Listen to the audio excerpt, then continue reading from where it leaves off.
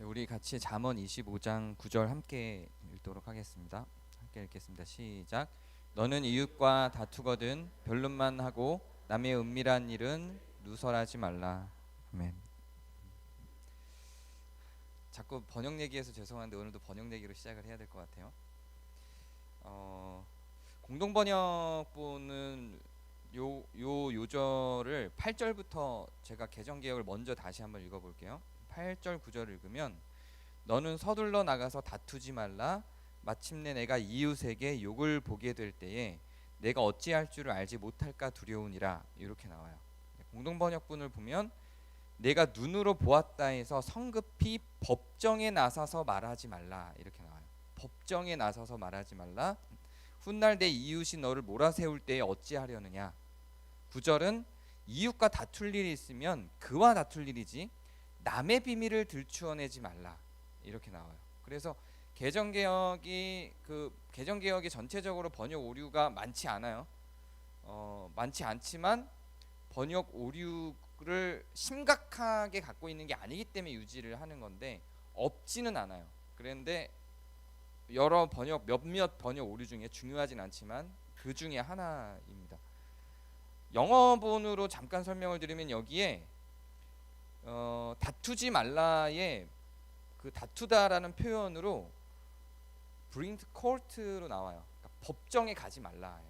그러니까 이 법정에 가지 말라, 법정으로 가거나 고소하지 말라라는 표현이 맞는 거예요. 그냥 싸우지 마, 말다툼하지 마 정도의 의미가 아니에요. 그런 가벼운 걸 하지 말라는 게 아니에요. 그런 의미가 아니라 법정에 소송으로 갈 만한 일을 하지 말라는 의미입니다. 거기서 시작을 하도록 할게요.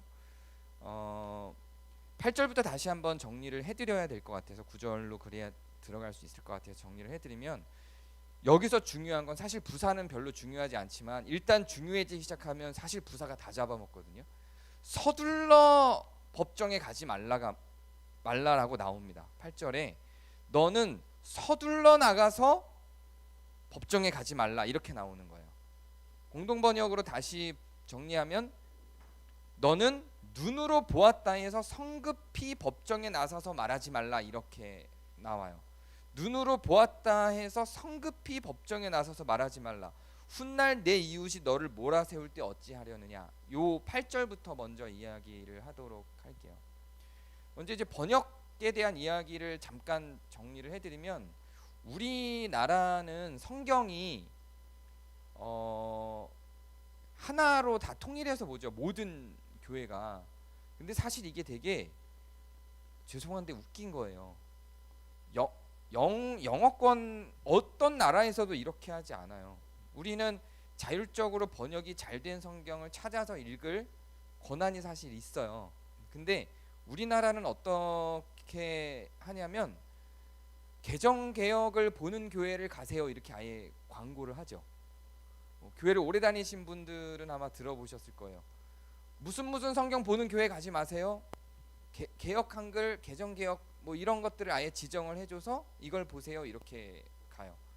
물론 이상하게 번역된 성경이 있을까봐 걱정해서 그런 걸 수도 있고, 또 킹제임스 성경이라고 하는 성경을 이단들이 많이 보기 때문에 그런 걸 경계시키려고 하는 걸 수도 있어요. 여러 가지 이유가 있겠지만 사실 그 이면에는 경제적인 원리가 굉장히 많아요. 그래서 개혁 한글, 개정개혁으로 나오는 이 라인을 성서공회, 대한성서공회에서 출판해서 하고 있고, 사실상 독점 체제입니다. 그래서 모든 교회들이 이 독점 체제인 한 곳에서 나온 성경으로 다 공유하고 있는 건데, 요즘에는 다른 번역본들이 많이 나오죠. 새 번역도 나오고 포준 새 번역도 나오고 쉬운 성경도 나오고 공동 번역도 나오고 다른 여러 번역들이 나오죠. 각각의 번역들이 장단점들이 다 있어요. 그래서 저는 이제 설교 준비를 할 때 이 번역본들을 다 점검을 합니다. 어떤 원어를 보고 다른 번역본들을 보고 어떤 게 가장 가깝게 번역을 했는지 살펴보고, 우리가 한국교회 전체가 같이 보는 개정개혁에 문제가 없으면 상관없이 그냥 진행을 하는데, 그리고 문제가 있어도 별 문제가 아니면 그냥 진행합니다. 사소한 것들도 되게 많아요 번역상에 오류가. 근데 오늘처럼 번역이 너무 이상하게 다르게 됐는데 라고 할 때는 이렇게 말씀을 드리는 거예요. 제가 말씀을 드릴 때는 신학적으로 큰 문제가 있거나 아니면 신학적인 문제는 오늘처럼 신학적인 문제는 아닐지라도 오해의 여지가 되게 많은 경우는 이렇게 말씀을 드립니다. 유독 다른 모든 번역본이, 한번 다른 성경들 번역본을 갖고 계신 분들은 한번 보세요. 다른 모든 번역본이 법정에 가서 송사하는 것으로 번역을 하고 있는데 이상하게 개역 개정만 다투지 말라로 가요. 아마 그 수위를 낮추려고 하는 의도가 있었을 것 같고, 원어도 사실상 법적인 심각한 문제로 가는 것에 대한 이야기를 하고 있는 겁니다. 그걸 전제로 가는 거예요. 말다툼 이야기를 하는 게 아니라. 법정으로 갈 때 만약에 서둘러서 우리가 이웃의 문제를 발견했어요. 이웃의 문제를 발견했고 내가 눈으로 이웃에 어떤 문제가 있는지를 봤어요. 자, 상상해 보시는 거예요. 그러면 어떻게 하실 건가요? 지금 여러분 옆자리에 앉아 계신 분들이 다 이웃이잖아요. 가족들은 좀 다른 얘기겠죠. 가족들에 대해서도 마찬가지겠지만 우리나라 사람들의 정서상 가족들은 좀 다르게, 너 당신 왜 그래? 그러면 큰일 나, 이렇게 하겠죠. 근데 지금 여러분 옆자리에 앉아 있는 분들은 가족을 벗어난 그런 일종의 이웃, 성경이 말하는 가장 이웃에 근접한 분들일 텐데 이분들이 뭔가 범죄하는 걸 봤어요. 그 다음에 어떻게 하실 건가요? 에 대한 이야기예요. 만약에 더 자세히 관찰을 했는데 확실한 범죄다, 그러면 어떻게 하세요? 성경에서는 어떻게 하라고 말을 하고 있나요? 1단계 가서 권고합니다. 내가 가서 권고해요. 이게 1단계예요. 법정으로 가는 게 아니에요. 내가 가서 권고합니다. 집사님 그러시면 안 돼요. 이거 안 좋은 거예요. 이렇게 내가 가서 권고합니다. 근데 이 집사님이 안 들어요. 그 다음에 2단계 어떻게 하죠? 성경대로 한다면, 제가 그런 신뢰를 주는지는 모르겠지만 저한테 얘기하는 거예요. 그래서 혹은 장로님에게 얘기를 하는 거예요. 그래서 뭔가 교회의 권위를 갖고 있는 사람과 함께 가서 권고합니다. 그래도 안 들어요. 그러면 교회가 갖고 있는 뭐 운영위나 목협이나 심각하다라고 한다면 총회나 이런 교회가 갖고 있는 권위를 가지고 권고합니다. 이렇게 가는 거예요.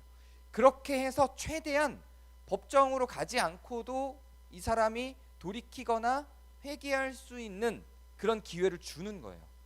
그런 기회를 주고, 교회에서 하는 권고는 어떤 법적인 문제가 없죠. 그런 기회를 줬는데도 불구하고 이 사람이 그 법정에 갈 만한 그 나쁜 일을 한 것을 지속한다면, 그러면 그때 법정으로 가는 거예요. 이게 교회가 갖고 있는 일종의 법정으로 갈 수밖에 없는 구조예요. 함부로라는 표현을 붙이면서 교회 안에서 있는, 바울의 서신서에는 교회 안에서 있는 문제를 법정으로 끌고 가는 것에 대해서 경고하는 내용이 나와요. 그러면서 이걸 어떻게 많이 활용하냐면, 교회 안에서 굉장히 심각한 문제들이 발생했는데도 불구하고, 예를 들어서 실제로 아주 빈번하게 있는 목회자가 교우를 성도를 성추행했는데 그것을 법정으로 가져가려고 할 때 그때 제일 많이 사용하는 게 이런 요절들이에요. 우리가 읽는 이런 요절이나 신약에 있는 바울이 얘기했던 법정을, 세상 법정으로 가지 말라고 하는 거나 그런 것들을 예를 들어서 세상 법정으로 가지 말고 교회 안에서 처리해 라고 이야기하는 경우가 있죠. 근데 그거는 반쪽만 얘기, 아주 없는 얘기는 아니에요. 분명히 성경에 그 구절이 있고 처리하는 방법들이 있어요. 아주 없는 얘기는 아니고 이 과정을 거치라고 하는 겁니다. 그래서 서둘러 가지 말라고 하는 거예요. 서둘러 가지 말고 이 사람이 회개하고 복구할 수 있는 기회, 그리고 나서 자수를 하거나 다른 방편으로 그 문제를 처리할 수 있는 기회를 주는 과정들이 있는 거예요. 그래서 그 다음에는 법정으로 갈 수 있는 일인 거죠. 아예 가지 말라고 하는 게 아니에요. 교회가 그것들에 대해서 권고해서 돌이킬 수 있는 기회를 주는 거죠. 그래도 안 되면 법정으로 가는 겁니다. 만약에 또 하나의 다른 측면이 있어요. 또 하나의 다른 측면은 성급하게 그렇게 같이 권고하거나 내가 권고하는 과정이 없이 성급하게 법정으로 갔는데 내가 본 게 잘못된 걸 수도 있겠죠. 잘못된 걸 수도 있을 거예요. 나는 분명히 저 사람이 범죄하는 걸 봤어요. 뭐 도둑질하는 걸 봤든지. 그래서 고소를 했는데, 법정으로 가져가서 고소를 했는데 사실은 이게 도둑질한 게 아니라 그 주인한테 허락을 받고 쓰는 거인 거죠. 뭐 이런 걸 수도 있고, 오해의 여지들이 분명히 있을 수 있는 거예요. 그렇기 때문에 서둘러 가지 않고 교회가 정한, 성경에 등장한 이 문제를 처리하는 과정을 밟고 나서 안 되면 법정으로 가는 게 순서상 맞다는 거죠. 그래야 오해도 줄일 수 있고 그 사람이 돌이킬 수 있는 기회도 줄 수 있는 겁니다. 이거는 이웃에 대한 이야기, 그리고 잠언은 특히나 같은 이스라엘 내에 있는 것이기 때문에 함께 신앙 안에 있는 사람들에 대한 한정된 이야기이겠죠.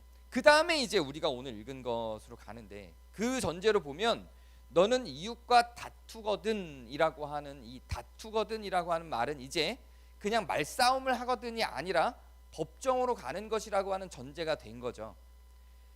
네가 이웃과 그렇게 법정으로 가서 다투거든 변론만 하고 은밀한 일은 누설하지 말라라고 이야기를 합니다. 여기에서 남의 은밀한 일은 앞에 있는 이웃과 동일 인물이 아닙니다. 법정으로 고소하러 갔는데 고소할 것만 고소하고 이 고소해야 될 사람의 은밀한 것을 밝히는 걸 얘기하는 게 아니에요. 여기에서 남의라고 나온 거는 제3자입니다. 제3자, 또 다른 사람이에요. 영어에서는 another로 나와요. 다른 사람이에요. 나와 이 사람이 법정 공방을 하는데 이거를 내가 변론을 해서 이 관계를 정리해야지, 이거를 처리하기 위해서 여기서만 정리하지 않고 또 다른 사람의 비밀, 여기에서 그냥 또 다른 사람의 비밀, 내가 그 사람의 은밀한 걸 알았다면 그 사람이 그냥 은밀한 게 아니라 그 사람이 나에게 상의하고 논의한 은밀한 겁니다. 그래서 컨피던스라고 나와요. 그 사람이 나에게 상의한 거, 고백한 거, 나에게 고백한 그 내용을 내가 이 사람과 법정에서 싸워서 이기기 위해서 활용하지 말라는 거예요. 활용할 수 있지 않아요? 우리가 상식적으로 생각할 때는 활용할 수 있죠. 내가 이겨야 되니까. 만약에 이 비밀을 밝히지 않으면 내가 이 법정 싸움에서 질 수도 있는데, 자, 이제 여러분들에게 온 숙제로 다시 한번 시뮬레이션으로 상상을 한번 해보세요. 여러분에게 온 사건이에요. 이제 여러분 옆 사람이 어떤 범죄하는 걸 봤어요. 훔치거나 뭐 어떤 사기를 치거나 이러는 걸 봤어요. 보고 권고를 했어요. 집사님 그러시면 안 돼요. 그리스도의 삶을 따라 살아야죠. 권고를 했어요. 근데 이 사람이 내가 돈 벌겠다는데 당신이 무슨 참견이야? 뭐 이렇게 거절을 해요. 그 다음에 저하고 같이 갔어요. 제가 같이 가서 제가 뭐 김 집사님한테 박 집사님 지금 사기치고 있다는 얘기를 들었는데 지금 이러시면 안 됩니다. 이렇게 권고를 했어요. 자, 그랬는데 이 사람이 목사님이 무슨 참견이에요? 내가 돈 버는데. 또 이렇게 해서 안 됐어요. 자, 근데 이거를 과연 이분이 교회 안에서 집사직, 장로직, 뭐 권사직, 교사 이런 역할을 수행하게 둘 것인가, 이렇게 계속 사기를 치고 다니는 사람인데, 이렇게 해서 교회에서 운영위에서 논의를 해서 운영위가 권고를 했어요. 근데 당신들이 무슨 참견이에요? 뭐 이렇게 해서 총회에서 권고를 했어요. 그래도 안 돼요. 근데 명백한 피해자들이 많은 걸 확인하고 있어요. 여기까지 왔으면 벌써 이 사람은 우리나라 구조에선 교회를 떠났겠죠. 이미 제가 갔을 때 이미 떠났을 거예요. 근데 어쨌든 성경의 과정이 그렇게 기록이 돼 있으니까 그렇게 해서 가서 이 사람이 떠났어요. 근데 거기서 끝나지 않는 거죠. 이 사람은 어딘가에 가서 그걸 또 하고 있을 거라고요. 그래서 법정으로 그걸 끌고 간 상황이에요. 거기에서 이 사람하고 법정 싸움을 하고 있는데, 이 사람이 만약에 예를 들어서 맞고소를 하고 뭐 이랬다고 가정을 한번 해봐요. 근데 그거에서 내가 이 싸움에서 이기기 위해서 다른 누군가, 이 비밀을 알고 있는 다른 사람, 이 비밀을 누설하면 피해를 입을 만한 사기치는 것과 연관되어 있는 어떤 사람을 끌고 와서 제보를 또 하는 거죠. 이런 상황이에요. 이거를 안 하면 내가 이 지금 재판에서 질 수 있어요. 어떻게 하실 건가를 물어보는 겁니다. 여기에서 성경은 그 사람의 은밀한 거는 들추지 마. 이 제3자의 은밀한 건 이 사람하고 당사자하고 해결을 해라고 이야기를 하고 있는 거예요. 그러면 오히려 10절로 가면 그걸 듣는 자가 너를 꾸짖을 거야, 이렇게 얘기를 합니다. 그리고 너에 대한 악평이 내게서 떠나지 않을 거야. 성경은 어떻게 이야기하고 있는 거냐면, 이 재판에서 승리하는 것보다 다른 사람들이 갖고 있는 나에 대한 평가, 그 명예를 더 중요하게 생각해요.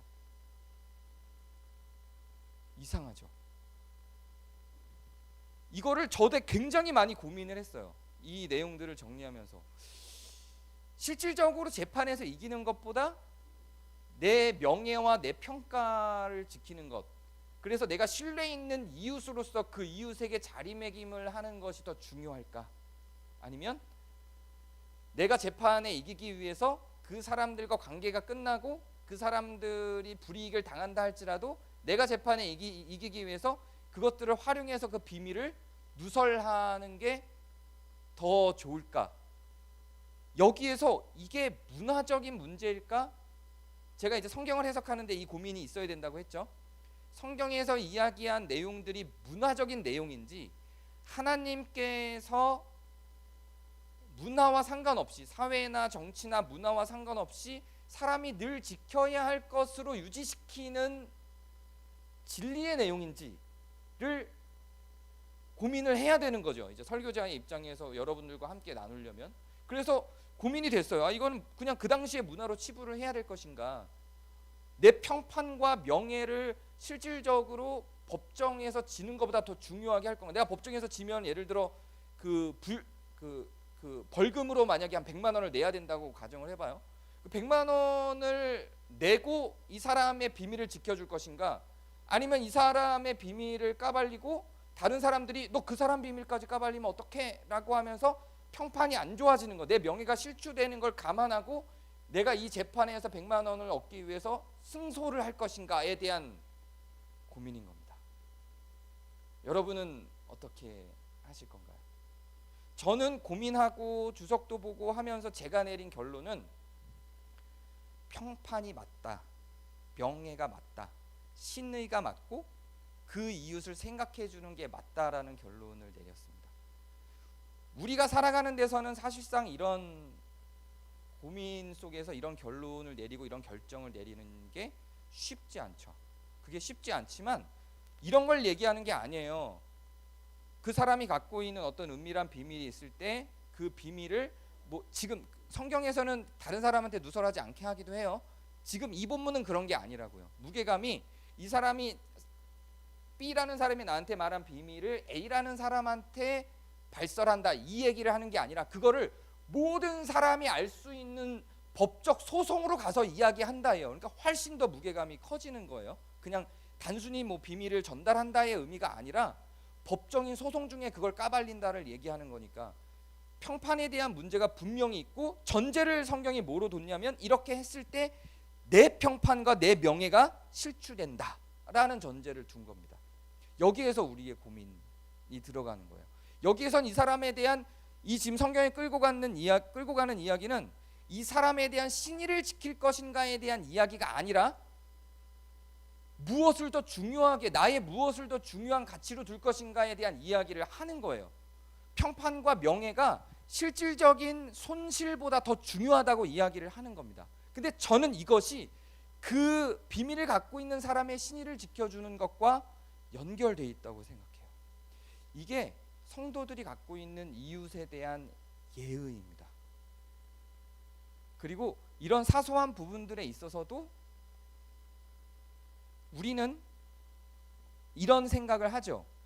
특히 지금 세대에서 우리가 갖고 있는 생각 중에 하나는, 전에 제가 한번 설명을 드린 적이 있는데, 미움받을 용기를 갖는 걸 굉장히 강화시켜요, 지금 시대가. 그래서 다른 사람들이 나를 어떻게 생각하든지 그건 중요하지 않아. 그건 중요하지 않고 나는 나의 이익과 나의 마음에 집중해서 내가 하고 싶은 걸 하고 살 거야.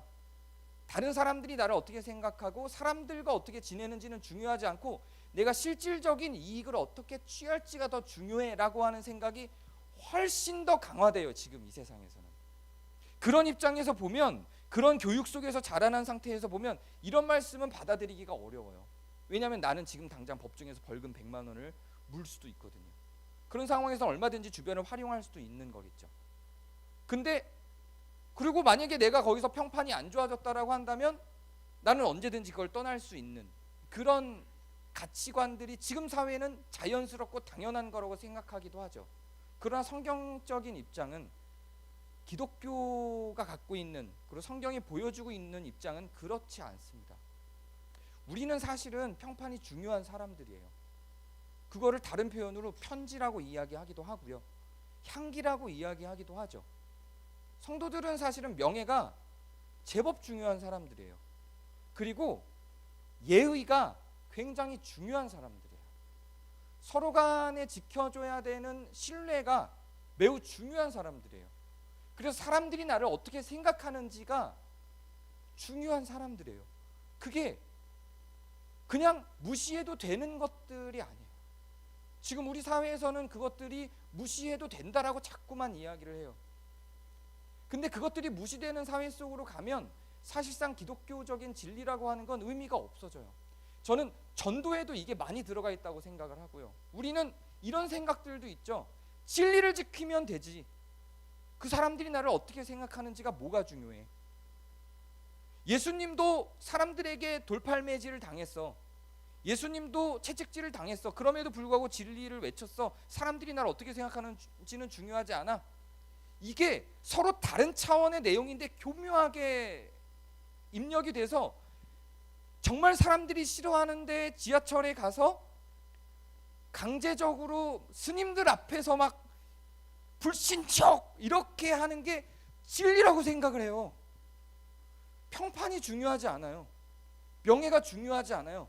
다른 사람들이 나를 어떻게 생각하는지가 중요하지 않아요. 그런 시대가 돼버렸어요. 그런 사람들이 너무 많아졌어요, 기독교 내에. 그래서 뻔뻔해졌어요. 예의를 상실했어요. 근데 원래 기독교는 그런 종교가 아닙니다. 뻔뻔하지 않은 종교예요. 의를 위해서 핍박을 받는 거죠. 뻔뻔해도 된다는 게 아니에요. 완전히 차원이 다른 얘기예요. 근데 뻔뻔해도 되는 종교가 됐어요. 저는 기독교의 이런 하락세, 지금 교회를 다닌다라고 하는 게 우리들 세대, 지금의 장년들 30대 이상, 40대 이상, 30대도 조금 달라요. 40대 이상은 교회를 다니는 게 자랑스러운 시대를 경험한 사람들이에요. 저는 어릴 때 아버지가 목사님인 게 굉장히 자랑스러웠어요. 제가 아버지가 목사님이라 그러면 다 존중하고 존경했어요. 저는 그런 시대를 살았어요. 그래도 그리고 제가 뭐 일진들이 막 싸우다가 제가 개입을 해요. 저는 싸움 하나도 못해요. 싸움을 거의 해본 적이 없어요. 저는 때릴 줄을 어떻게 때리는지를 잘 몰라요. 저는 그냥 때리면 맞았을 거야 아마. 근데 제가 맞고 살진 않았어요. 왜냐하면 싸움이 안 됐어요. 일진들이 막 이렇게 애들 괴롭히고 이럴 때 내가 개입해서 왜 이러는 거야 막 이러면 저를 모르는 일진이 막 화나서 너 뭐야 함부로는 못 하잖아요. 왜냐면 어떤 애인지 모르고 싸움이 시작되면 안 되니까 저를 평가해야 되는데 옆에서 다른 애가 제가 들은 상황이에요. 저에 대해 설명해 주는데 얘 요셉이야. 착한 애고 교회를 다니고 목사님 아들이야인 거예요. 그러면 이렇게 보다가 이러고 그냥 가는 거예요. 그 일진들은. 그런 시대가 있었어요. 교회를 다닌다 그러면 일단, 그리고 나중에는 제가 얘기한 요 사례에 있던 그 일진이라는 애가 나중에 저한테 상담을 요청을 해요. 나 할 얘기가 있는데 요셉이 너 잠깐 나와봐. 너 맞는 줄 알고 갔는데 자기가 힘들고 은밀한 이야기들을 하는 거예요. 이런 시대가 있었어요. 근데 지금은 교회 다닌다 그러면 일단 이상하게 봐요. 평판이 말도 안 되게 쓰레기가 돼버렸어요. 이게 왜 이렇게 됐을까요? 저는 교회가 이 처리를 잘못해서 그랬다고 생각해요. 초반에 목회자들의 성적인 문제나 재정에 대한 문제가 터졌을 때 제가 처음에 이야기한 대로 교회가 강력하게 그거를 처리를 했다면, 교회 안에서 그 문제를 다루고, 교회가 다루지 않으면 노예가 이 문제를 다루게 돼 있어요. 찾아서 권고하고 당신 그 문제 지금 빨리 자수하시오. 그리고 안 되면 노회장 와서 권고하고 하시오.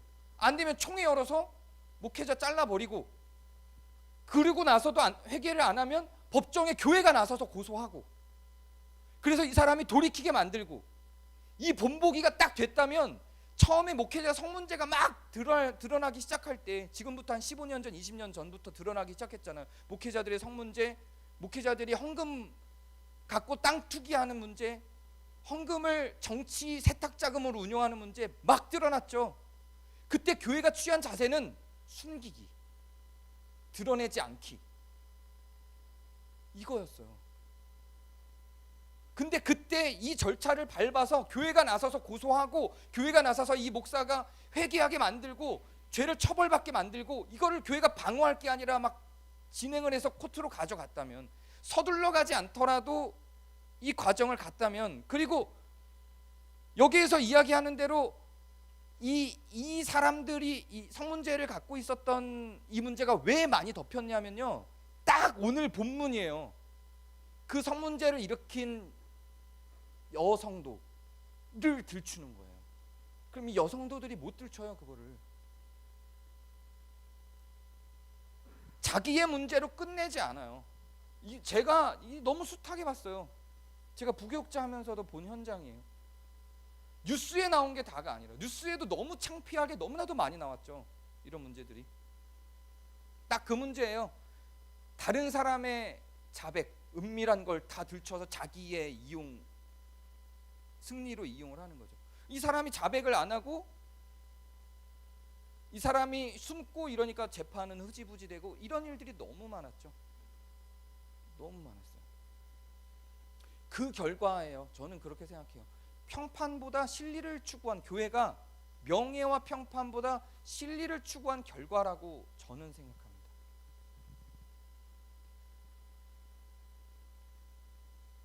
그래서 이 모양이 됐다고 저는 생각해요.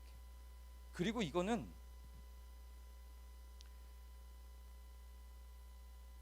무릇 교회만의 문제가 아니라고 생각해요. 우리는 생존하기 위해서, 살아남기 위해서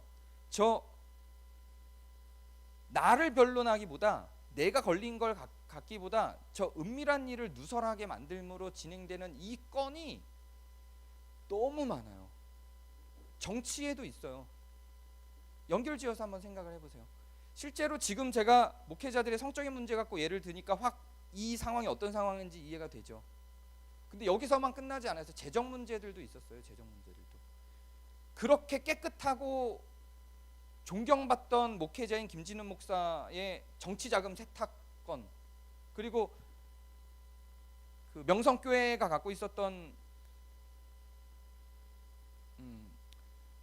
사라진 600억의 진실, 뭐 이런 것들, 이런 것들이 재판으로 들어갔을 때 재정위원장이 자살을 하고, 다른 목회자가 자기가 살기 위해서 다른 사람들의, 본인은 회개 안 해요. 다른 사람들의 치부들이, 그 은밀한 것들이, 함께 동참했던 은밀한 것들 다 드러나는 거예요. 다 드러나는. 그러니까 이게 드러나지 않기 위해서 이 사람들이 죽으니까 이게 진행이 안 돼요. 건이 내 변론만 하지 않습니다.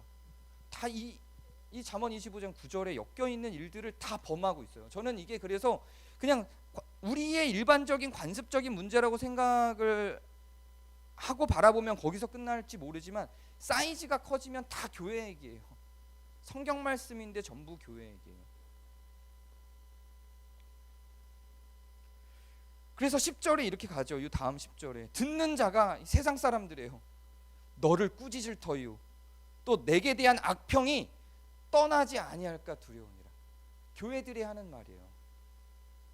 우리를 향한 악평이 떠나지 않아요. 지금 교회를 향한 악평이. 우리는 이렇게 생각을 하죠. 우리가 한 것도 아닌데, 왜 내가 다니고 있는 지금 이 시대의 교회가 이거를 책임져야 돼? 이 악평을 왜 김진홍 목사나 김성환 목사 같은 사람들 때문에, 왜 전병호 목사 같은 사람들 때문에, 왜 성문제, 돈 문제를 일으킨 그 사람들 때문에, 그냥 나는 하나님을 믿을 뿐인데 왜 우리가 악평을 같이 들어야 돼? 이렇게 생각을 하죠. 저는 그래서 교회개혁 실천연대나 기독교윤리 실천연대나 이런 데서 하는 활동들이 매우 중요하다고 생각을 하고요. 사실은 교회가 그 역할을 했으면 교회개혁 실천연대는 없어도 돼요. 기독교윤리 실천연대도 없어도 됩니다. 교회들이 이 역할을, 노예들이, 총회들이 이 역할을 잘 해냈으면, 그래서 코트로 서둘러 가지 않되 정확하게 가고 평판을 중요하게 여기고 명예가 땅에 떨어지지 않도록 하는 이 작업들을 사실상 했다면, 실리를 포기하더라도 했다면 저는 지금처럼 되지는 않았을 거라는 생각을 합니다. 여기에 실패했다고 생각을 해요. 그리고 거기에는 저는 단지 노회, 총회, 목회자들의 문제로 끝나지는 않는다고 생각합니다. 저는 교우들, 성도들도 그들만큼은 아니지만 공동 책임이 전 있다고 생각해요. 외면하는 거죠. 그걸 중요하다고 생각하지 않은 거죠. 그렇게 벌어진 그 일들이 지금 이 한국교회 전체를 이렇게 만들 거라고는 생각하지 못한 거죠. 그러나 그 일들이 결국은 한두 건이 아니라 여러 건들이 이렇게 연속적으로 많이 털어질 거라고는 생각을 못했으니까. 근데 실제로는 그렇게 연속적으로 많이 터졌고, 너도 나도 나 몰라라 하는 구조로 갔고요. 그렇게 해서 망가졌다고 생각합니다. 저는 탄핵 소추를 위한 그 시민 집단들의 활동을 보면서 좀 부러웠어요. 어제 우리 운영위원들과 함께 그 상황을 지켜보면서 굉장히 부러웠어요. 그 사람들이 저렇게 결집을 했고 그것들을 방어해냈고 이런 걸 보면서 좀 부러웠어요. 저는 가난 현상을 긍정적으로 평가하지 않습니다. 가난 현상을 지금 정치 체계로 그대로 한번 대입을 해볼까요? 가난 현상이라고 하는 건 교회의 타락된 모습 때문에 상처받은 성도들, 교우들이 그 교회를 떠나서, 혹은 교회라고 하는 것을 떠나서 신앙은 있지만 하나님은 믿지만 교회에 다닐 수 없는 사람들이 양상된 걸 가난 성도라고 해요. 저는 이걸 긍정적으로 보지 않아요. 도망간 거라고 봐요. 저는 촛불 들고 응원봉 들고 나간 것처럼 나갔어야 했다고 생각합니다. 그랬다면 좀 달라졌을 거예요. 전 그렇게 생각해요. 물론 1차적인 원인, 문제는 그 사람들에게 있죠. 당연히 그 사람들 문제죠.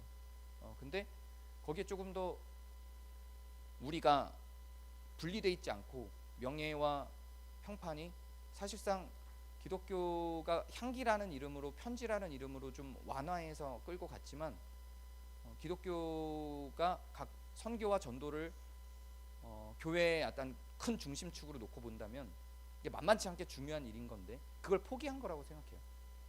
포기한 거고, 평판이 떨어지는 순간 사실 종교성을 잃는 거거든요.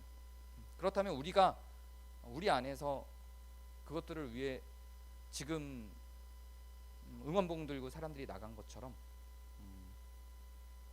목회자 한두 명이 나가서 혹은 기훈실이나 교회개혁 실천연대만 나가서 싸운 게 아니라 사실 전 교회들이 다 들고 일어났었다면 지금 교회는 어땠을까, 이런 상상을 해봅니다. 물론 개념이 좀 다르죠. 지금 탄핵 정황에서는 한 분이셨고 우리는 그렇게 막아야 될 게 수십 혹은 수백 뭐 이렇게 되니까 정황은 좀 다르죠. 그러나 분명한 건 가난한 성도가 양산됐다는 것 자체가 피신이었다. 투쟁하지 않았다. 싸워내지 않았다. 그 결과다. 그 결과로 우리가 그 평판과 명예를 뒤집어 쓰고 있다. 저는 그렇게 생각합니다. 그러나 늦지는 또 않았다고 생각해요.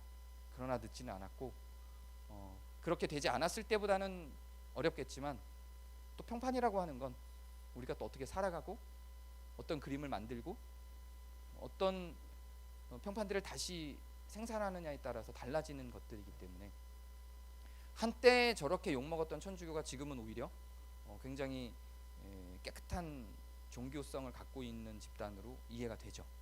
저는 그렇게 역사는 흐르고 사람들의 행동이 어떤 방향을 타고 가느냐에 따라서 충분히 달라진다고 생각합니다.